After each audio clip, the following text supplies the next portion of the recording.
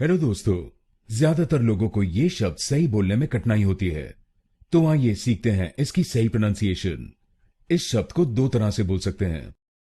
पहला है chauffeur. Chauffeur. इस शब्द में दो शब्दांश हैं। पहला शब्दांश है CHAU और दूसरा शब्दांश है FFEUR।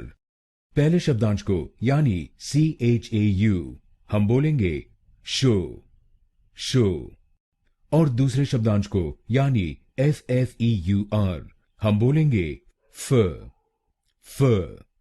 तो बनेगा chauffeur, chauffeur, chauffeur, chauffeur, chauffeur, chauffeur.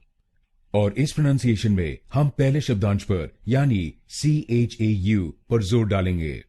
Chauffeur, chauffeur.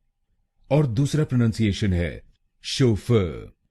इस प्रोनाउंसिएशन में भी वही दो शब्दांश हैं, लेकिन इस प्रोनाउंसिएशन में हम दूसरे शब्दांश पर यानी FFEUR पर जोर डालेंगे।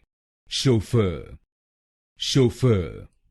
तो इस शब्द को बोलिएगा शोफर या शोफर। अब आप जान गए इस शब्द की सही प्रोनाउंसिएशन।